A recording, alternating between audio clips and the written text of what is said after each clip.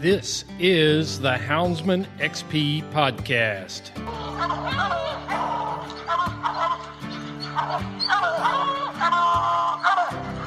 Good dog, get that bear. Get that bear in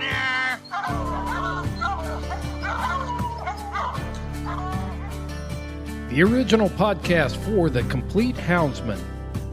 Look at your coat and go, Justin, hey! We're gonna get him! We're gonna get him! The podcast that represents our lifestyle of extreme performance. Get up there! Get him! Get him! Yeah, good boy! Good boy, Ranger! Uniting houndsmen across the globe, from east to west, north to south. You know, if you're going to catch a cat or a lion, you know, you have to have teamwork. We take you to the wildest places on earth. Yeah, so how many days a week you spend out there? As much as I can, to be honest with you. Anytime that I get, I'm out there. Join us for every heart-pounding adventure on Houndsman XP. I'll tell you like I tell everyone else, I'm going to hunt whether you're here or not, so you might as well be here.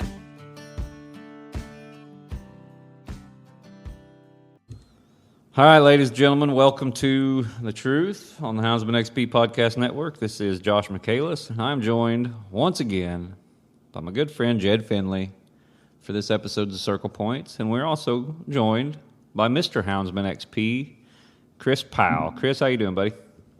I'm doing good, man. Doing good. Well, good.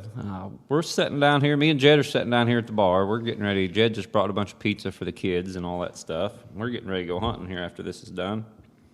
Chris, don't lie. Lie to your friends, not to me. I don't have any friends, Chris. That's why I don't lie. You're really going hunting? Well, yeah, we're going hunting. We got dogs to get nationals is coming up. Oh. We went Friday night. I was Saturday. actually getting ready.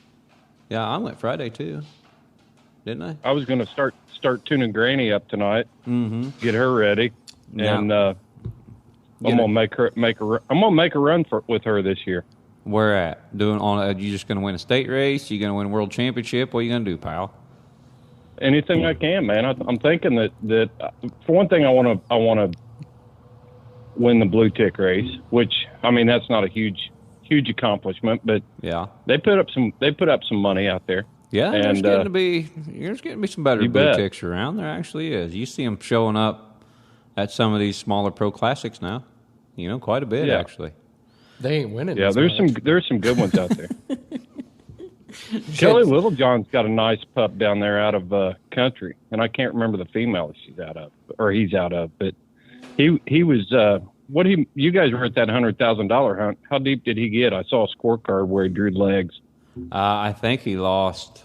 I don't think he got to the top 16, but I think the dog looked good. Ashley Oxendine put that on there. Treat 3 coons by himself. I think he's just a low-end strike dog. If I remember right, he was quartering 100 on 3 coons. Yeah. And they were excited about it. You're But right. I think he got beat. I don't think he advanced, but the dog looked good. I think he just drew. I can't remember who beat him now.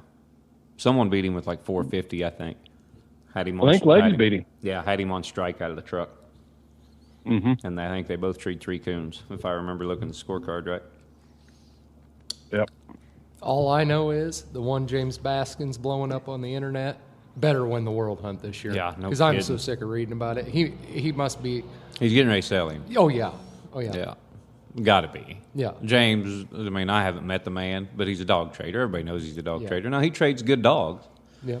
But he sells a lot of dogs. He buys a lot of dogs. I know a guy that spent $88,000 with him and didn't have one that was worth a hoot, but that's just me. And it wasn't me. No. We bought a dog. Oh, Jed. yeah, we bought a dog. We bought a high-powered hide dog. Yeah. I went down to, I was working down in southern Arkansas on my way, working my way down to that $100,000 hunt, and I was down there with Joy. And when I'm down in that area, I call Mr. Aaron Crow. Aaron, if you're listening to this, what's up? And he's got a real nice flat bottom woods down there that he hunts. Now, I hunted with this dog 2 or 3 weeks ago, and I kind of liked her. And as I left Arkansas, she's 6 years old. As I left Arkansas, I kind of got to thinking about her, and I was on my way back to Arkansas and went hunting with him again. And before we left, I asked him to price her, and he did. And then I informed Jed, after I already had her in the back of the truck and headed to Mississippi, that he had bought half of her. He didn't know it. He didn't know it yet, but he did. But yeah, she's up here. She's kind of a old school, and Kurt's all excited. She got a little track man. She's got a little shot of track man. Now I've said, I know I've said for lots of years. Now keep in mind, I'd never looked at this dog's papers when I bought her, which is unlike me. But he handed me the papers, and on her third generation, there's a dog called Trackman's Hot Sauce. Now, I'm guessing that dog was out of Trackman. Yeah. So Trackman would be four generations away. That's some top shelf detective work. Yeah, I know. I come up with that all by myself. Mm-hmm. But anyway, we got her for my boy, and he spectated in a cast the other night with her, and she needs some work. She's been pleasure hunted a lot. She hasn't been competition hunted hardly at all, so she needs some fine tuning, but she's all right. Well, Jed, what do you think of her? You only got to hunt with her one night. My verdict's still out. We'll see how many coons she hangs on rain tonight, and then we'll go from there. Oh, it'll be a bunch. I predict Hazel is her name. I predict Hazelnuts is gonna treat at least 4 solo. I hope so. It'll feel my investment will feel much better. Chris, where are you going to take Grandma? Where are you going to take Grandma hunting?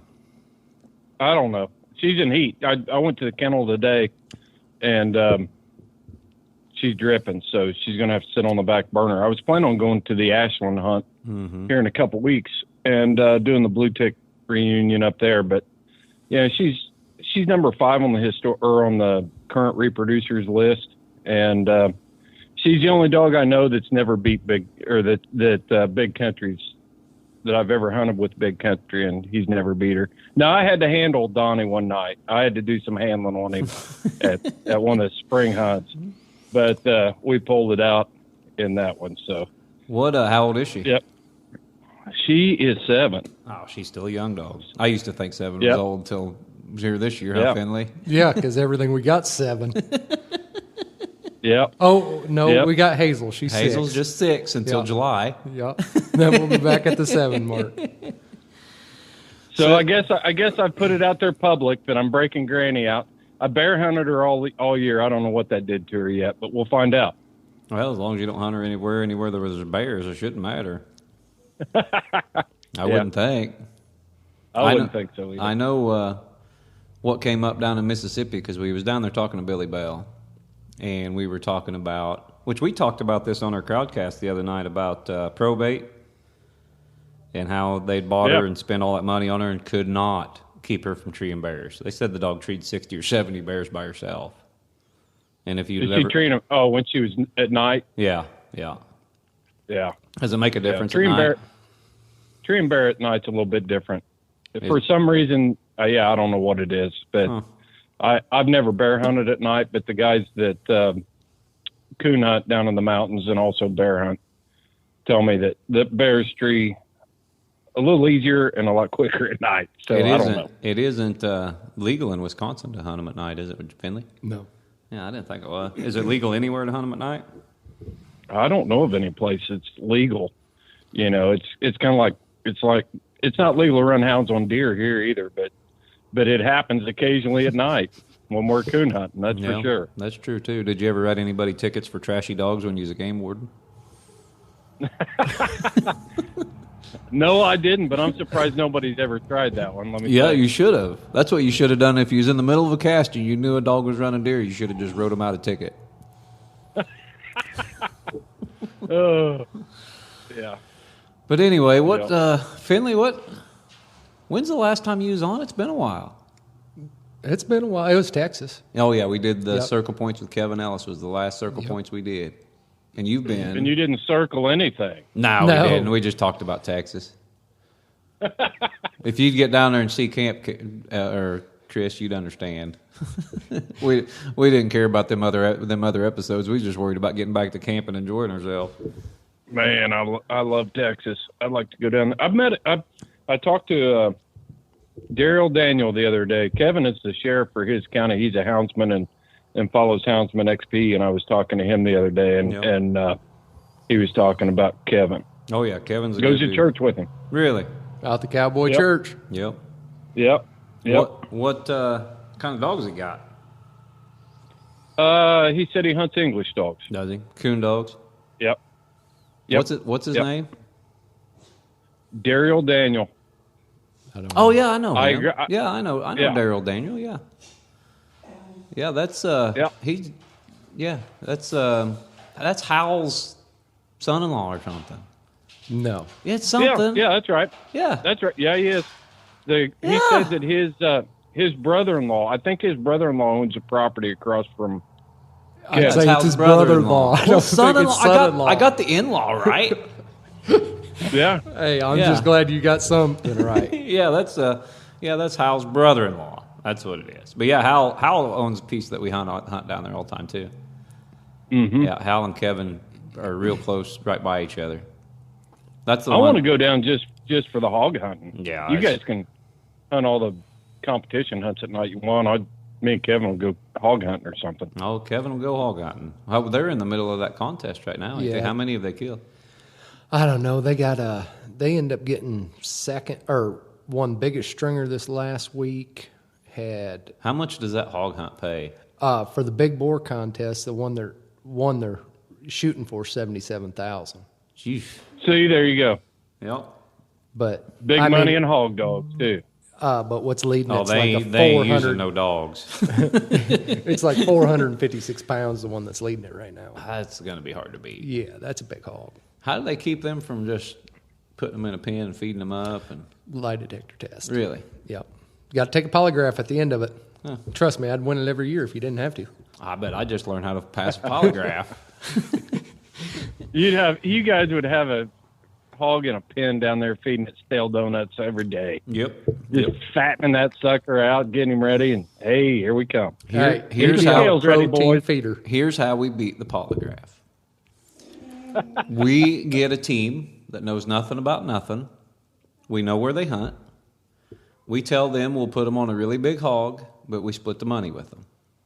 And then we'll feed this joker for about 6 months, and we'll get him up in the 500-pound range. And then we'll just turn him loose out in a field somewhere, and then they'll be out there with their thermals. They'll shoot it. They have no idea. And then they take the polygraph. They pass it. We get half the money. The legitimacy of the hunt. That idea gone. came to you way. That idea came to you way too easy. Well, I mean, when it comes to hog hunting, I wouldn't shoot in a coon hunt. Yeah. For everybody listening, folks, that's Jase Michaelis right there. Well, I'm just saying there's ways around things. And they thought I was a crook. So anyway, speaking of not circling around, that's what we've been doing for the last 10 minutes. We just had Joe Manning on. We had the episode from the $100,000 hunt before that. Before that was the Truth About Aggression. And I can't remember what the one before that was. But anyway, we've had a few episodes. But the one I really want to talk about right now is the Jarvis Sumfers $100,000 hunt, because we haven't got Jed's take on that. And you hear constantly, the money's the ruination of the sport. The little man can't do this. The little man can't do that. They're pricing us out of everything. And in some cases, that is the case. Everything's going up. Inflation's going up way faster than wages and stuff like that, too. But I don't think that applies to this situation very much. But, Finley, what do you think? We didn't get an entry down there. Nope. And just like I told Moody, we were in the wait-and-see boat. Mm-hmm. You know, let's just make sure this first one, we're going to sit back and we thought about, we ho-hummed about getting an entry for weeks. Yeah. And then by the time it come out and they were all sold, we thought, well, you know, we can't get on the waiting list. Then we tried to buy one, then rain got hurt. And so we were 50-50 pretty much. We were riding the fence all the way till this hunt came up. But by all accounts, everything went smooth. Hunt went well. I would like to have one in the north and one in the south. instead of having, I think PKC should only do 2 a year and not anymore. They don't want to water the stuff down like they have with the Pro Classics and all the other stuff. When I talked to Roger Dale, he kind of agreed, so did Shane. But Jed, what do you think? Do you think this is a route that's going to be more prevalent? Do you think we're at the tip of the iceberg and we're going to start melting? What do you think's going on? Well, my personal opinion is this $100,000 hunt took away from the sport. We had all-time leaders that people, strived. That's what they wanted to do, is be the all-time leader. Well, now with $100,000 hunts, that's going to change. You can go win 3 casts, you won $100,000. So in my personal opinion, it's taken away from the sport. But that is just me. Where did that put Echo on the? Because what did Echo have one going into that? I haven't looked. No. I forgot to ask Scott. I had Scott on the podcast to give me the recap of that hunt, but I never looked. But in my opinion, that all-time leaderboard. If you look at it, Cracker, Mill Creek Molly, those are all-time leaders, in my perspective. Yeah. They didn't get to hunt. Yeah, they didn't get to hunt for the big money. I would draw Chris Allen at an open event after Mill Creek Molly was the all-time money leader. Yeah. He was still hunting open events here in the Tri-State. Absolutely. And that's kind of the thing about it to me, is that all-time leaderboard's kind of washed away now. And that was the one thing, kind of like when Platinum Champions kind of went away because you could win $20,000 on a weekend. Let me hit you with this. And I do agree with you on that point. I believe the prestige, as far as the money-winning list, the prestige on our titles, all that stuff with this high-end money, it takes away from all that. I agree. Absolutely. But are you sitting outside recording, or what are you doing? No, we're out here in my bay, and the highway's busy. But anyway, where was I going before Chris interrupted me? Anyway.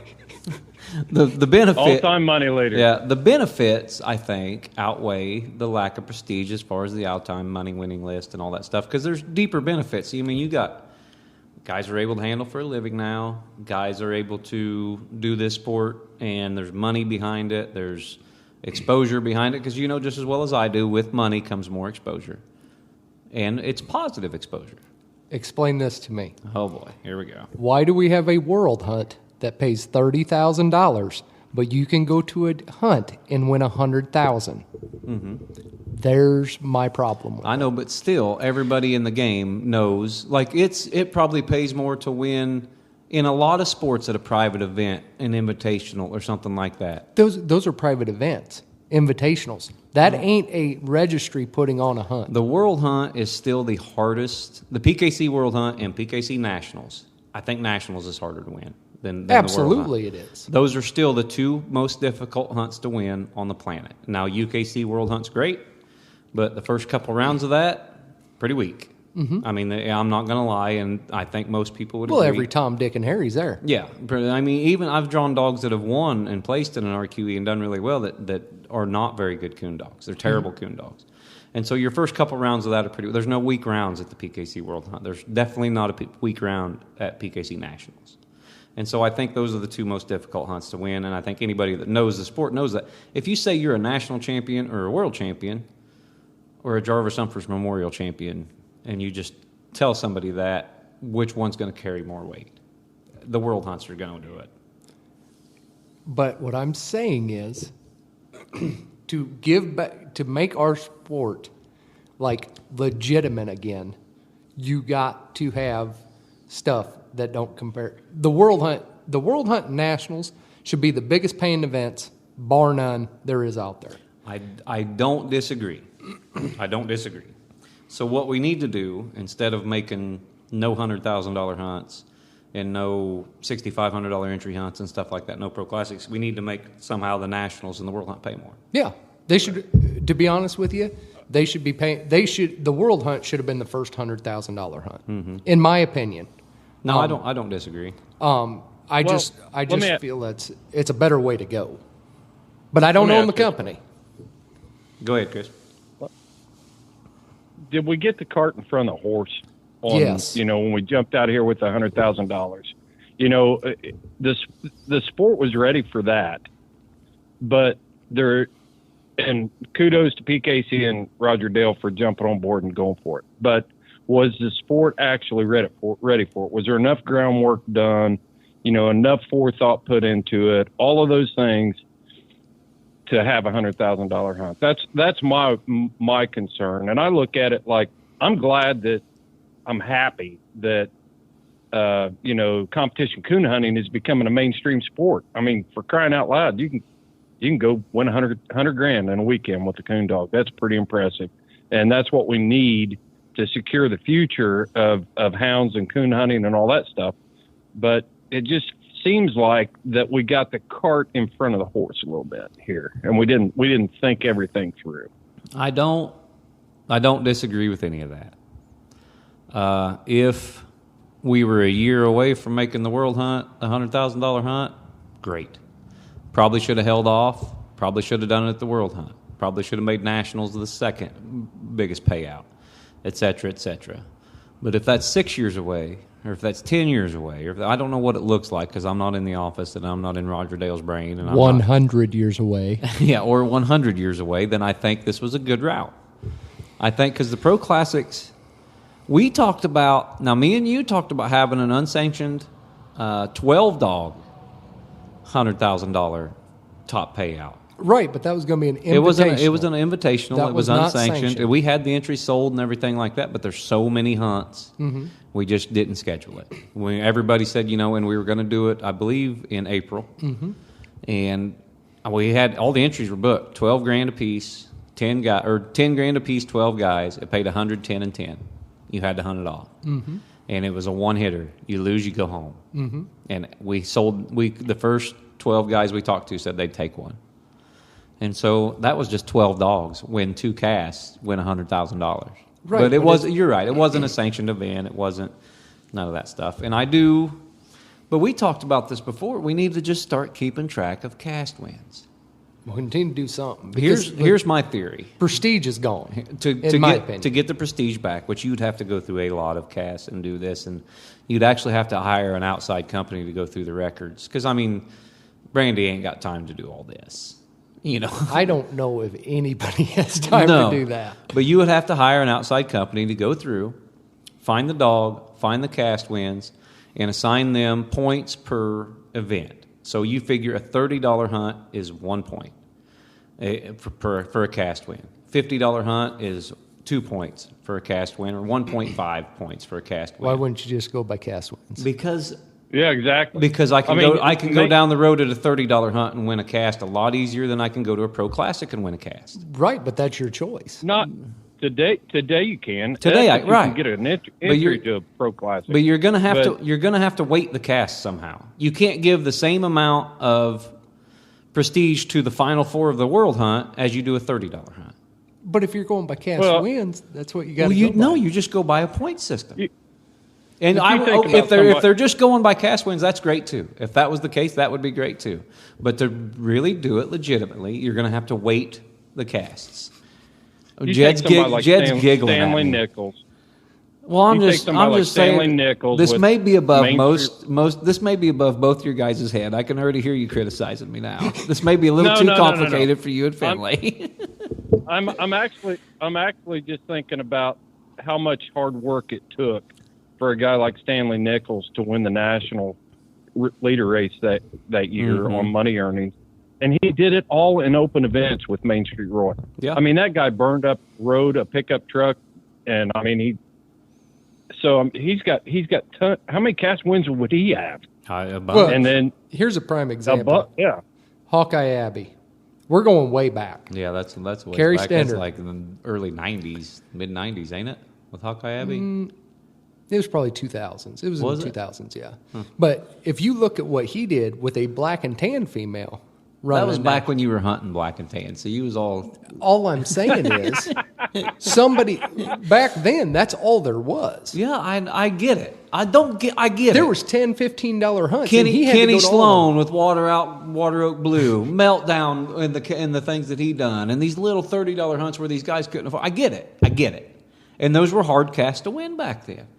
When we had Dollar, Trader, Harley, and B over here in a $30 hunter Ravenna, those are hard casts to win. Yes. Don't get me wrong. I understand, but you can't. I would love to just go by cast wins. But some casts are, just as well as I do, some casts are 10 times easier than the others. Mm-hmm. And so I think they should weight it. And now that would be a lot of work. And it would be... That'd be a lot of scorecards to go through. Yes, it would be a ton of scorecards to go through. And Josh's phone's beeping. Imagine that. Yeah. But anyway. Well, I just wonder if, it's time to not necessarily push a reset button, but adjust, with the times. We've evolved into something here that doesn't fit. We're not talking about, pickup races in the Amish community to see who's got the fastest quarter horse and trying to take them to the track. You know what I mean? If you're going to run at the Derby, then you got to have money and you got to have a horse and you got to have backers. If we evolved to that point in competition coon hunting in these bigger hunts where we have gone to the next level now. I don't know. One thing, and just like I've said this before too, is the hound hunting world, especially coon dogs, is 2 to 3 years behind everything else. Mm-hmm. Whenever it was 3 years ago when podcast blew up, and all of a sudden in the last 6 months, we picked up 4 extra ones, and people are listening to podcasts and stuff like that.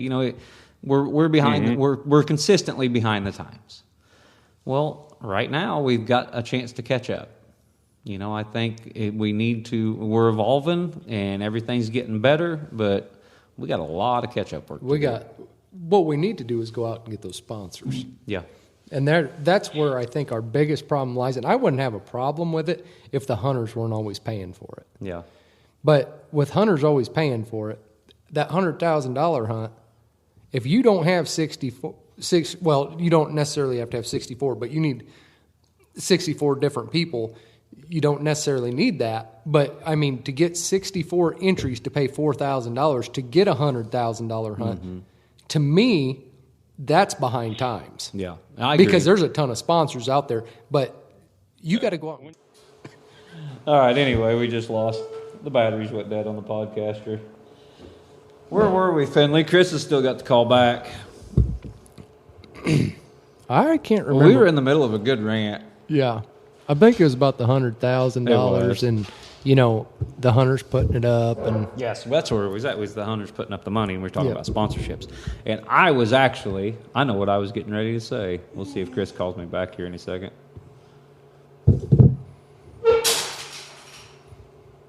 Shut up. That's Josh yelling at his dog. Bogan's growling at the crate. Okay, anyway. But there's a lot of sponsors out there, is what I'm saying. But one thing, there's Chris. All right, Chris, we're live again. Yeah, man. All right, anyways. We're live again. We are live again. I don't know where we got cut off. What I was saying was, if you're going to hunt for that kind of money, $100,000, then, you need to see Cooper tires. You need to see Lucas oil, AMS oil, whatever it is. Still relevant to what we do, but at the same time, somebody's got to, can put up sponsorship that something as prestigious as this deserves. I don't disagree, but those sponsors are businesses, and they got to make money off that. Like they have to see their advertising dollars work. I got an idea. Yep. What? Huge one. Well, hold on. Let me finish this, and then I want to hear your idea, Jed. I don't actually want to hear it, but I'm going to say I want to hear it. All right. Anyway, but we as hunters are terrible, and I'm just as guilty as everybody else of not so much anymore, but of not using the people that support us. Because I'm going to use Dakota Lights they can give to the Trader Inc. Youth Hunt, or Garmin can give, or Dogger can give, or something like that. And you know what? We're going to find some Chinese POS that's half the price, and we're going to buy that off Amazon instead. I don't. I know you don't, but as a whole, and Chris can they do. We do. And I know There's a lot of times, and we get customers at Joy that, hey, thanks for sponsoring this youth hunt, or thanks for sponsoring this. We're going to start feeding Joy now, and I love that. That is great. And I try to do that with everything as well. But as a whole, man, we don't. And we need to. Otherwise, these sponsors aren't going to come, because if they don't see some kind of return, there's no sense in them. If I own a business and I don't have a coon dog and I don't love the sport, I'm not going to give somebody $10,000 or $15,000, $20,000 if I don't see some advertising return and some sales increase or something like that. I'm just not going to do it, because it doesn't make any sense. I could use that money elsewhere. And so that's why they don't. Yeah. Finley, what's your take on it? Well, right down the road from Salem, Illinois, where the Nationals and where the World Hunter held, there's a company called Anheuser-Busch. Yeah. Okay, name a coon hunter that don't drink beer. There aren't very many. Most of us do, yes. Exactly. Yeah, okay. You got youth involved. But look at NASCAR. Mm-hmm. Look at horse racing. Exactly. Look at the pro sports. Look at rodeo. What are Rodeo's we? huge. We are supposed to be a pro sport, professional kennel club. Mm-hmm. There is nothing wrong with going and getting Anheuser-Busch to put up some dollars that they got to spend every year on advertisement. I would go. Do you think that would make Chris go from Coors to Anheuser-Busch? I think. Wouldn't it, Chris? No. Well, see, then you're the epitome of what I was just talking about. I say we go after Coors Banquet. I say we go after Spotted Cow. I think we should go after Spotted Cow. It doesn't matter. What I'm saying is, though, those are the sponsors that are out there that you could get. Yeah. It takes a little bit of work, but my goodness, people, we're in 2022. Hunters shouldn't have to pay for every time we want a big purse. That's true. Our entry fees should not go up because we want bigger purses. We have to do better in that. We have to do better in media. Oh, absolutely. I mean, there's not enough. There's plenty of exposure, and we're part of it. Go ahead, Chris. I was just getting ready to say that. I mean, when's the last time you saw anything from PKC on social media? I mean, from PKC. They have a Facebook page that they kind of throw some updates at a little bit, but it's not like, take for instance, even us at Houndsman XP. We have myself, you, Lauren, and Seth, and Shorty doing constant, social media posts. We do a lot of promotion. Joy has, Ray Lynn and Sammy in the office, and they're doing that all the time, to make sure that, Joy's getting the exposure that they need. I mean, all these companies have 2 to 3 people solely devoted to social media. That's their only job. Make sure people know we're out there. And I think that PKC, we got to quit bagging on them. Every podcast, it feels like we're bagging on them. But UKC, they could do more too. I mean, they pro sport. They could all do more. Yeah, they could all do more. What they've got too used to is the hunters paying it all, paying the way. I mean, that is a fact. I mean, I think we should get more qualifying events. I agree with you 100%. Yeah. Where a guy that's going up and down the road for $30 at a time gets more entries to nationals, or gets more 2 free nights at the World Hunt, or gets their own soul hunt, to win a bunch of money. And this is at my point. Why should the man that's sitting up here hunting $30 hunts that supports PKC just as much as anybody else does not have a chance at $100,000? Yeah, because he can't afford to go spend $4,000, or it takes away from his family and everything else. Yeah, the little man is what built PKC. That's true, and that's where most of this dissension comes from about it being a money game. Absolutely. You take, for instance, the Pro Classic with a $6,500 entry fee. I can't afford to pay that, and I can't afford to be sitting on the phone trying to get the entry for one. I can't figure out why PKC doesn't go to a lottery system and draw for those entries. Well, I know there's a way to do all that online where you can just get there and reserve your entry early and be done with it. I'm just as bad as everybody else is about the Pro Classic deal. I mean, I really am. I love hunting for money. It's in my blood, I guess. But I also see the point of there's 2 points of it, and there's the guy that built PKC, and there's guys that come along that have the money that can spend whatever they want to spend. Well, my argument with that, against that, is, and I'm going to play devil's advocate here, is you think they're not able to compete. They can compete for a reasonable amount of money in today's world. Mm-hmm. You know, they can still go to the World Hunt. Mm-hmm. They still can nominate their dog for $100 and get a free entry at the World Hunt. And if their dog is good enough, they can advance and get paid. They can still run one hard month and drive out to nationals and still hunt at nationals.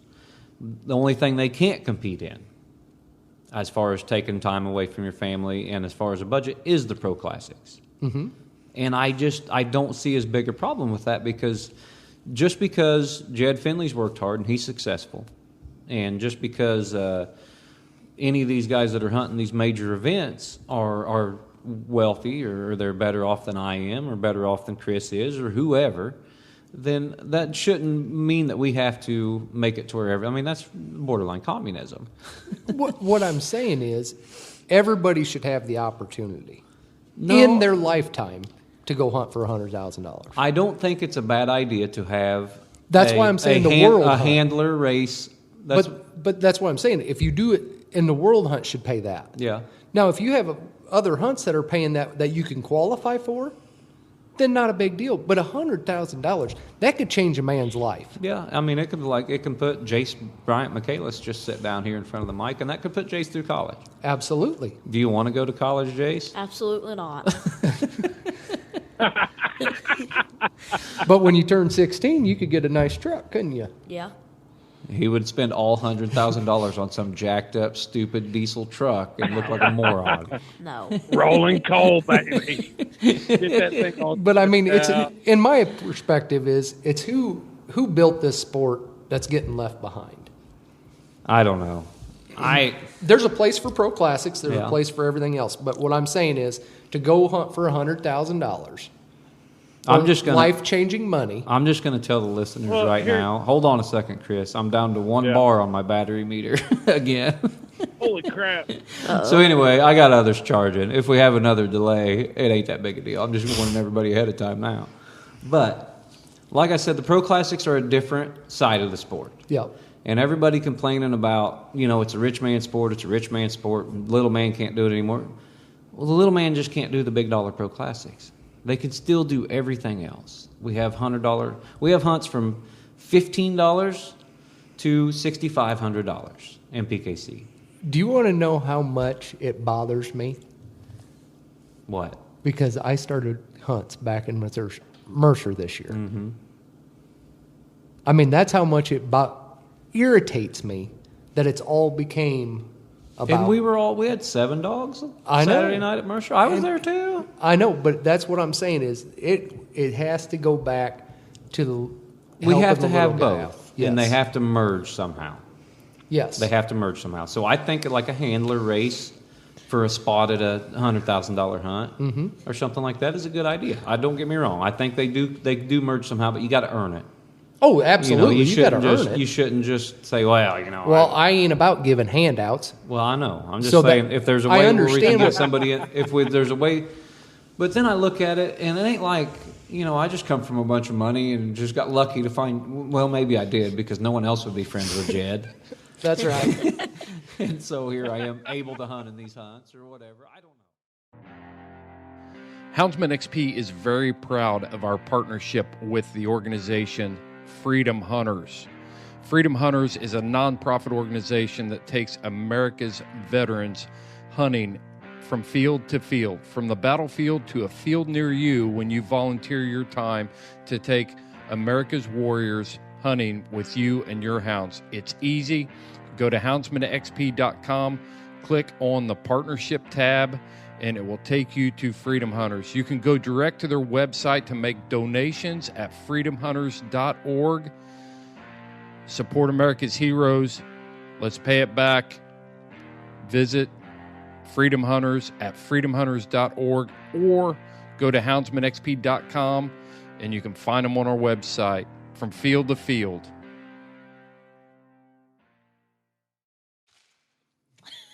All right.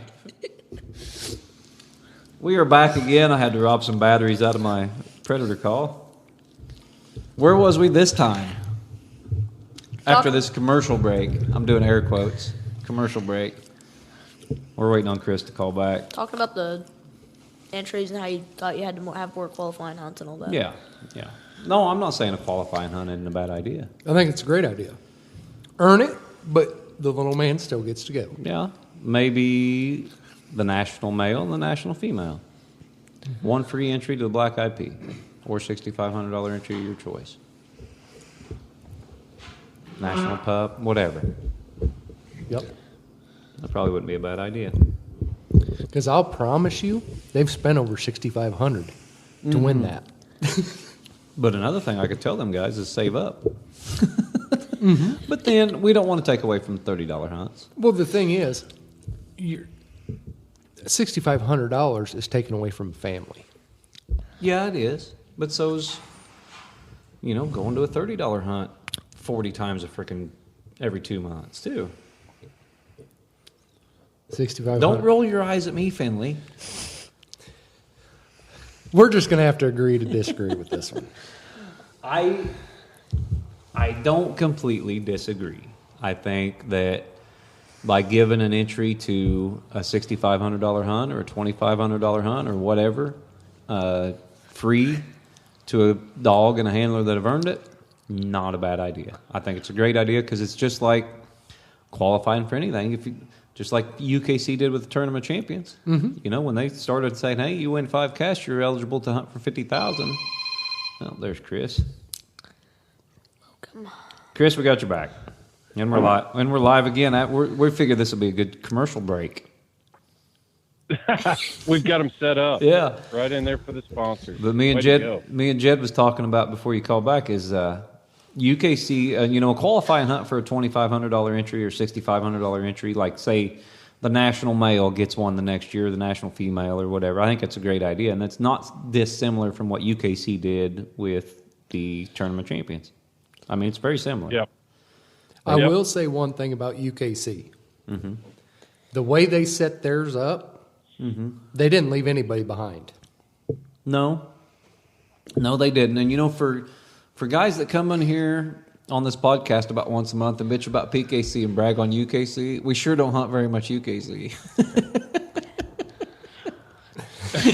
Yeah, Jed, what's your answer to that? Jed's speechless for a change.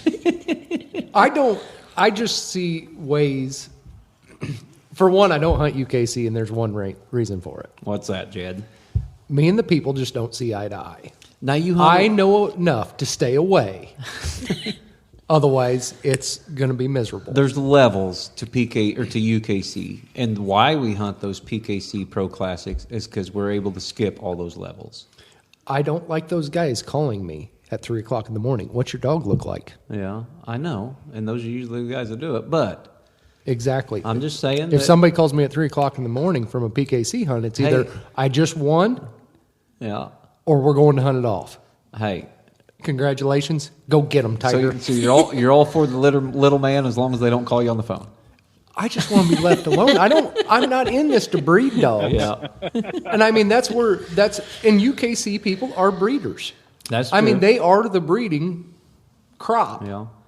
And that's why I don't like going over there, is because I don't want to deal with having to try to breed dogs. And I do enjoy telling people no that I ain't breeding your dog, but it gets a little excessive. Well, I don't know, Chris. What would, like, say you're getting ready to take Jazz out, and say there's 5 local hunts. You can hit 10. You can hit 7, 8 hunts. Pretty quick. And there's 5 UKC hunts where you can get her qualified for the Tournament of Champions real quick. You think you're going to succeed at those pretty quick, or there's 5, 6, 7 PKC hunts where if you won those, you win a state race and you're able to hunt for a truck. Which one would you choose?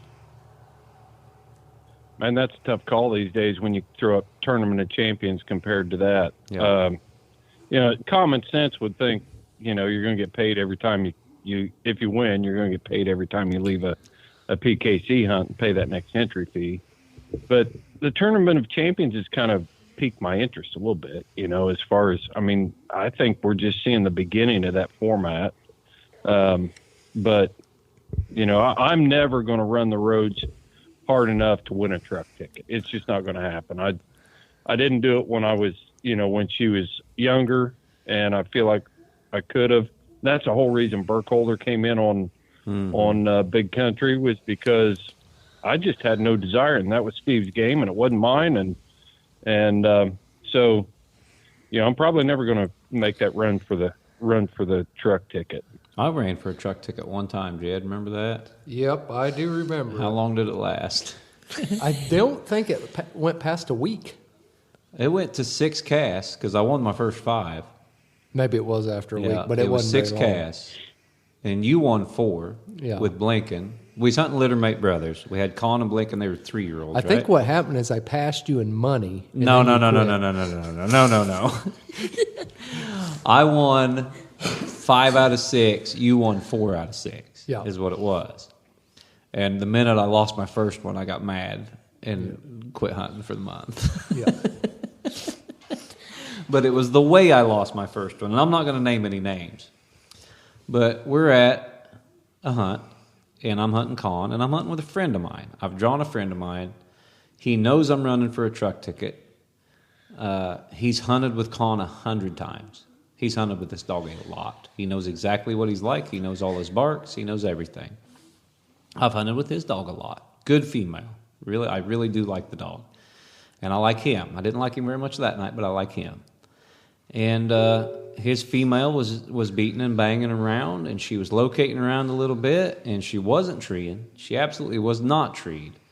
And she was barking, and Con went in there and located one time, and I struck him. And as soon as I struck him, he treed her because he knew that she would cover him, and he knew that he was silent, and he was going to be treed the next bark he made. And he stole that tree from me. That was the only coon we treed. And I lost the cast, and I got mad about it. And Jed scored. No, he's actually a pretty good handler. So. Yeah, Donnie seemed pretty sharp when I listened to the Big Country podcast. Seemed like a sharp dude. Oh yeah. That podcast didn't get enough downloads with Burkholder with Donnie. Hey Chris, I got a question for you. All right. Why does my podcaster say right error on it? Light error or right? Right. WRITE error. Man, I don't know. You're the phone in guy. Yeah, I don't know. Usually, it's done this before. I've had to switch SD cards, and it worked fine. That might be it. Yeah. Well, I hope this. It says it's still recording, so we'll see when we send all this in. Yep. But anyway, anyway, have a lot of editing to do. Yeah, that's good. You're going to earn your keep. That's right. All right, I'm gonna.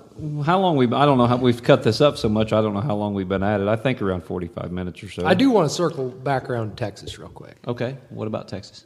I mean, we haven't covered any of the Lone Star 5000, but it was an absolute great time. We did too, didn't we? I don't remember. I wasn't on the podcast. Oh. Because the last one I was on was the one at camp. Well, I think so. Trader. First of all, congratulations, Trader Inc. down in Texas. Thank you. And I was a small part of that. You guys hammered. Oh man, you guys hammered down there. One night we were, and what most people don't know, pal, is that one night we were very close. The night we got 3 out of 4 dogs in the final 4 at Jewett, we were very close to having 4 Trader dogs in at the final 4. Trixie was treated at the end of the hunt to beat Logan Ray, who got in the final 4 with us, and she had an entry. If she'd have had a coon right there at the end of the hunt, it would have been 4 Trader dogs, and that is unheard of. But yeah, everything, and we did all that with Rain hurt. Yeah, Rain. I mean, the only night she got hunted in the hunt. What'd she score, like? 6 something. Yeah, 675, I think, is what she had. The only night she hunted. Yeah, and that was when she hurt her foot. Yeah, and then they started squealing because I wanted to hunt it off.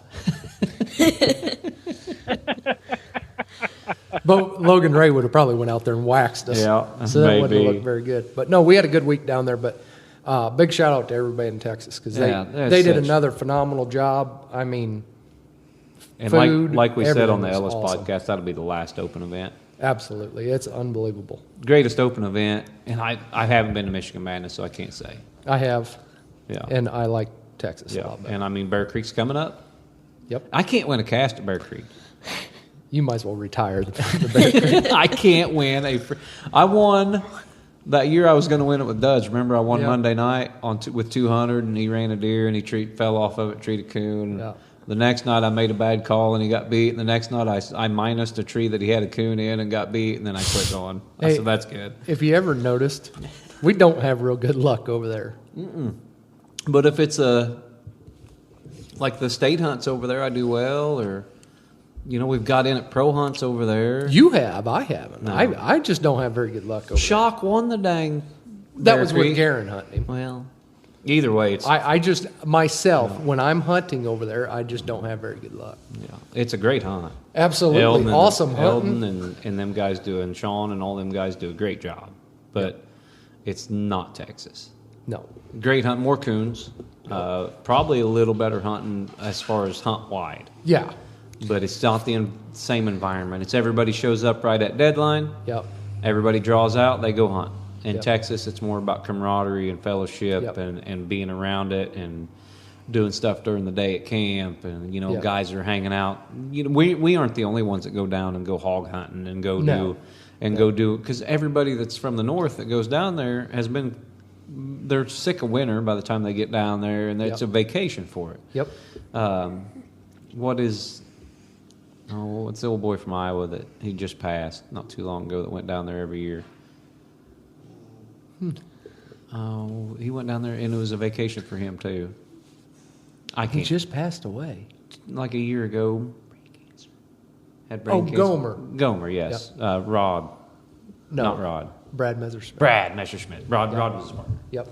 But Brad Messerschmidt, well, he was the same way. He went down there and he just enjoyed himself. Yep. And there's a lot of people down there in Texas that do that. Yep. Now, there's a few people that come up from the south, to come up here and be in thick coons and stuff at La Plata, but it's not the same. I mean, no way it's the same. So I think That's one hunt that we do actually when we get there early because everybody's already there. yeah, Before 7 o'clock deadline, you're there at 6. yeah. My brother said the same 5:36. thing. He said he likes the World Hunt and he likes the Lone Star 5000 because everybody's there. Yep. There's things to do. It's fun, and it's not all about coon hunting That's right. and just trying to get a cast win. That's right. So, anyway, you're right. Kudos to Texas again. We brag on them a lot. We brag on Texas and the Lone Star 5000 almost as much as we bang on PKC. Well, I do like. I mean, and it's nothing against Rogerdale or anything. It's just let's step up to the plate. He's getting there. I know, but Yeah, we're getting there. yeah, we're getting Yeah, there. yeah. But it's one of those things where Rogerdale, I've always criticized him, but I'm always there to help out too. if we need to. Roderdale he was complaining about you and bragging on you at the same time down there in Mississippi. That doesn't surprise me. No. I sure love Jed, and Jed's a good guy, and man, he sure does a lot. But man, I tell you what, that family, rah, rah, rah, rah, rah. And I said, Rogerdale, trust me, you're not telling me anything I don't already know. Yeah. All right, Chris, I'm going to let Jase do some talking. You got anything you want to add about anything we've talked about before we do that? Nope. I want to hear Jase's story, man. I want to hear about this cast win. All right. Well, Or he this didn't. cast. Oh yeah. So we didn't get a cast win. He was just Jase got a new dog. Man, me and Jed have already talked about old Hazelnuts, and that's Jase's dog. We bought her for him, and Jase loves to competition hunt. He kind of likes to pleasure hunt, but he likes to talk more than he wants to actually listen to the dogs and stuff. But Jase got a new dog, and Jase, what do you think about her? I like her. You like her? What do you like about her? Way she acts and how she's close to you all the time, easy to call. Yeah, she is easy to call, and unfortunately, she's a little too close to you all the time, every now and then. So, we went to, it was a $100 open event, just right here at the house at Mercer.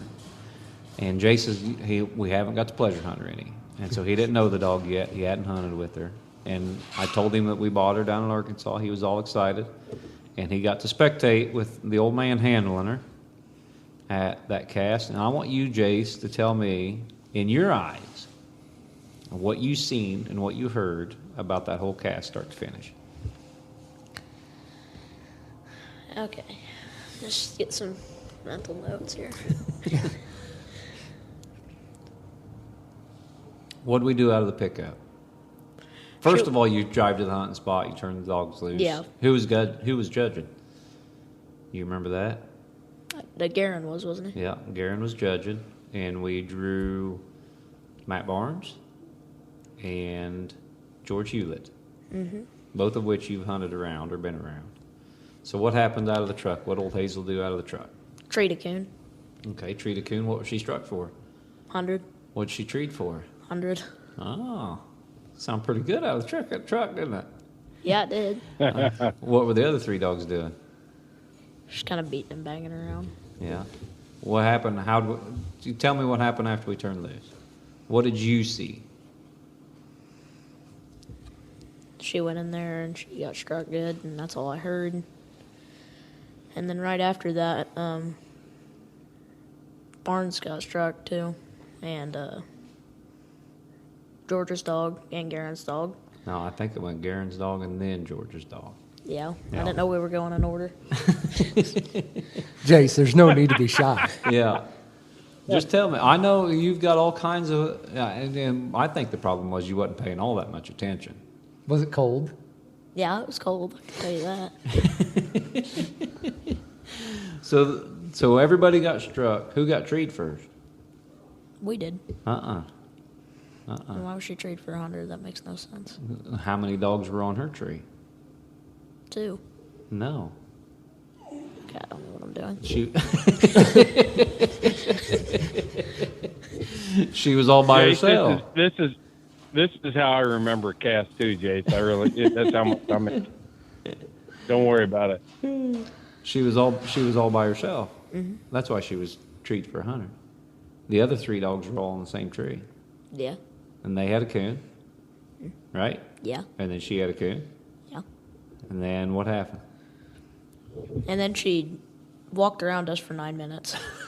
Didn't do anything. That's our high-powered dog we just bought. Try to figure out the caging. There you go. Yeah. There you go, Finley. Yeah. I think she's going to have to go to Finley's training school. Didn't know that was a thing. So she finally left us after 9 minutes of the 15 working on her. And then what happened? She went and got treed. And then what else? There was no coon in the tree. So, this is getting better. Yeah. Oh, it ain't over yet. A lot of detail. There was another tree we scored in between then. Right? Yeah. Whose tree was it? Barnes. And what did he have? I don't remember. He had a coon. I was way behind you, so I don't even know where you guys were. How was the walking? Far. Yeah. And up hills and down hills. Did your dad yell at you or anything?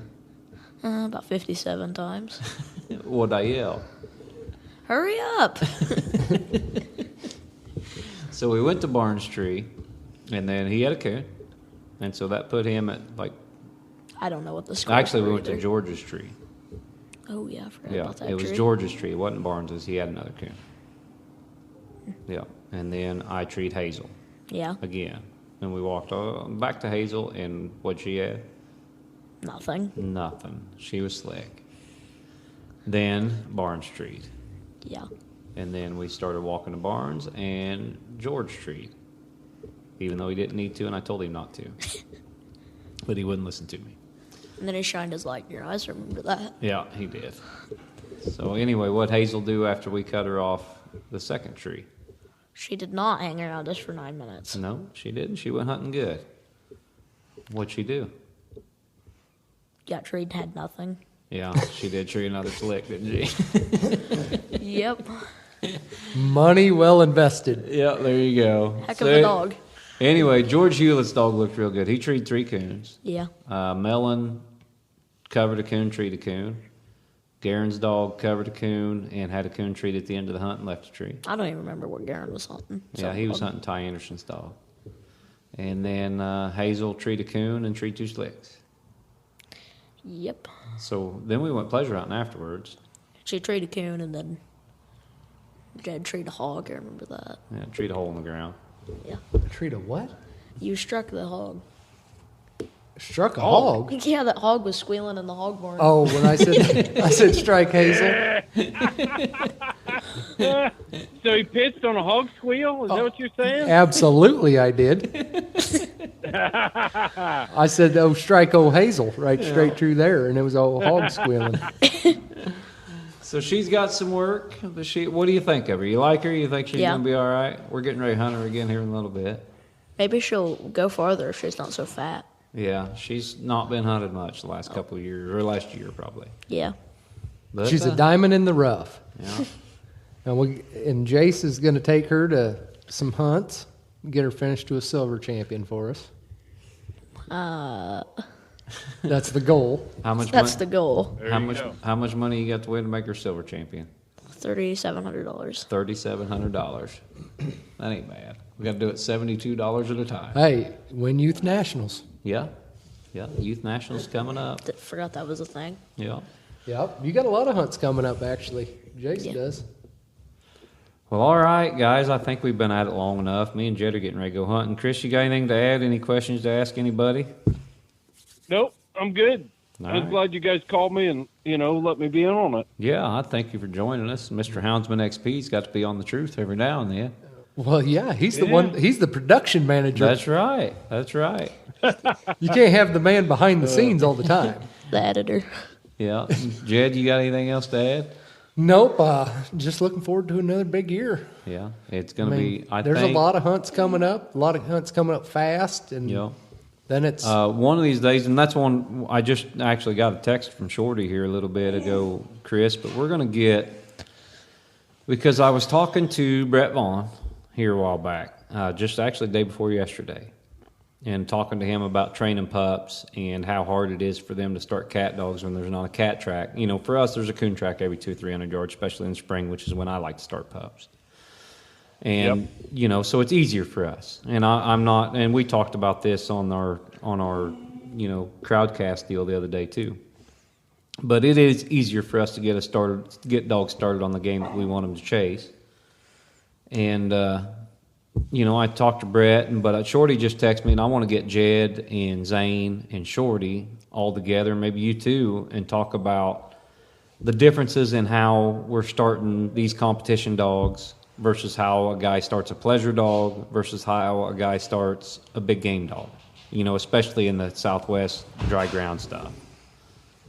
Because there's a lot of similarities, I think, but there are a lot of differences in what we do.